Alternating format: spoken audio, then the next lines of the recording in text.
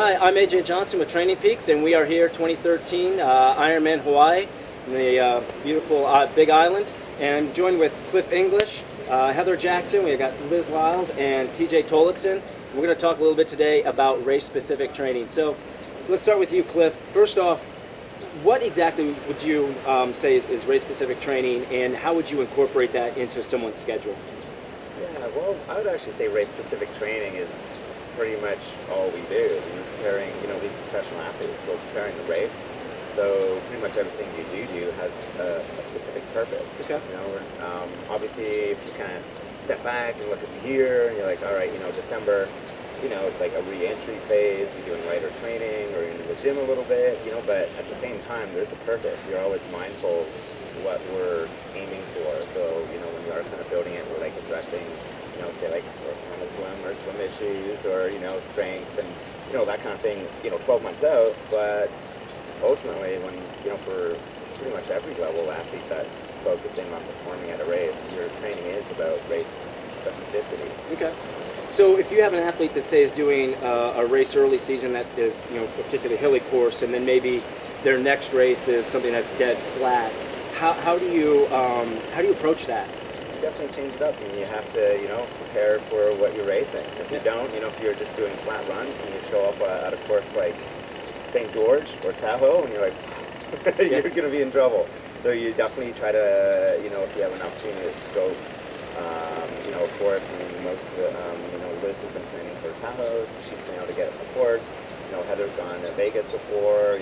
TJ back in the day, when we first did Ironman St. George, we went out and did a whole scouting, little mini camp. So it's definitely, if you have that opportunity and you're a professional, you want to do it right. Go out there, you try to check out, get a good feel for the course, and then you come back to, where you train, and be like, all right, how can we simulate these grades? How can we look for this type of run? And this is definitely for this race with TJ's training recently in the camp he's been doing, and in Arizona and Tucson. He'll probably get more into it, but same thing.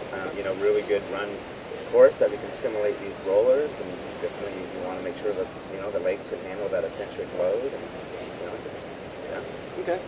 Now, Heather, you're coming off second place at the 70.3 World Championships, and you did a lot of run-specific training just to get ready for those hills. How do you feel that helped you on race day, just giving you the confidence of saying, I've been here before? Yeah, I mean, it literally played right into how the race went down for me in Vegas. As the season built up and Cliff kind of progressively increased the mile repeats, for instance, on my mile days, I think we started with 6x1s, and then it got up to 8 or 4x2 repeats. But this final, I think it was 3 or 4 weeks on Thursdays, was 8x1 mile repeats. And knowing the Vegas course, and you're basically up 1.5, whatever it was, and down.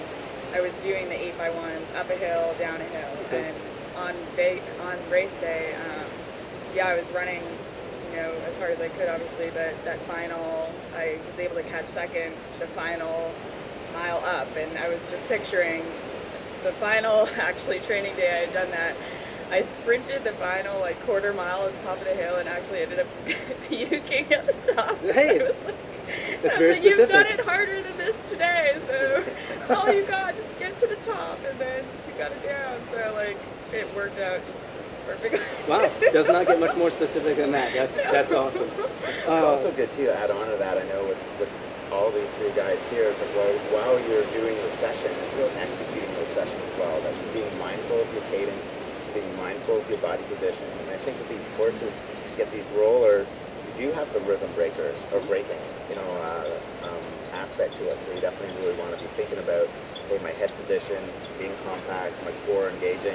A lot of times when you have the rollers, you can lose that a little bit. You start seeing someone leaning back or tilting, striking a bit more in the heel. So it's one of those things that if you're training that way and you're mindful of it, I know, with all these guys right here, I know some of their key sessions been really great feedback. I know TJ's been extremely diligent, making sure, in those long Ironman pace runs at his last few miles, running with really good form, good cadence, good body position.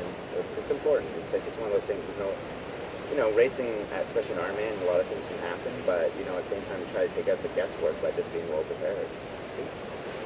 And Liz, so you're coming off of Ironman Tahoe, where you had obviously a very hilly course there. Now you're coming to Kona, where you're kind of forced with a totally different set of obstacles in terms of you got heat and wind. So how are you approaching Kona, coming off of maybe a little bit different sort of build than if you were 100% focused on Kona? So how am I preparing for Kona more? Yeah, right. Hoping that the hills made me stronger because Sure. I really focused on Tahoe. Building into Tahoe, I would have maybe 30 minutes times 4 times at Ironman pace, and then each week building maybe 45 minutes and 50 minutes, kind of extending that Ironman pace with also some high watt hill climbs. Okay.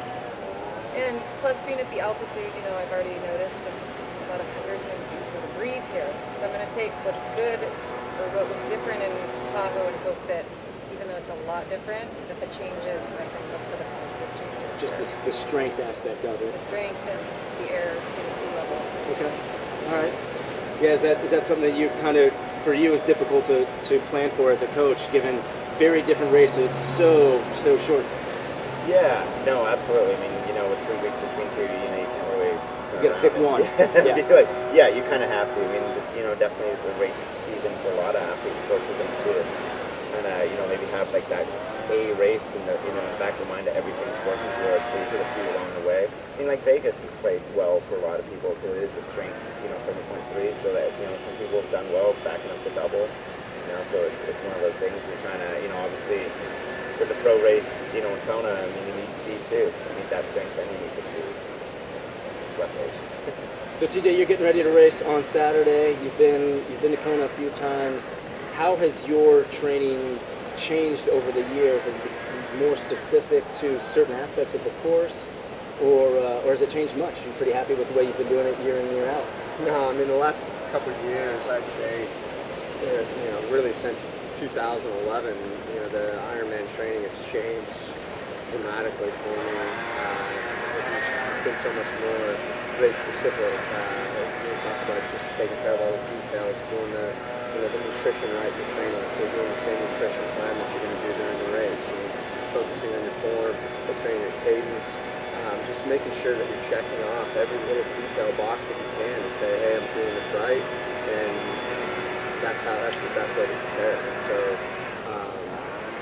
the long bike rides, in the past it used to be, okay, I'm going to go ride 6 or 7 hours, and just go ride 6 or 7 hours easy, or maybe, okay, pick it up here for a little bit, or do this, or do that. So, that's not really very specific to your training, So, now we do very specific, race preparation training rides to make it count and run off the bike, do the hard runs on the hills to simulate the course, and those are just the important things. It's just it's making sure that it's specific as possible and that you're doing everything that you can that you're going to do on race day. So that's from trying out the right equipment.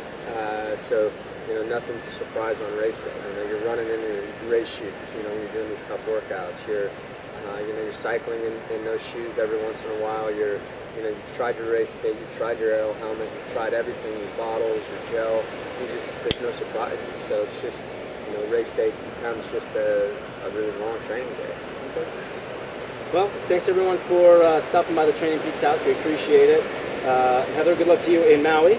Liz, TJ, good luck on Saturday. And again, thanks for joining us. Thanks, AJ.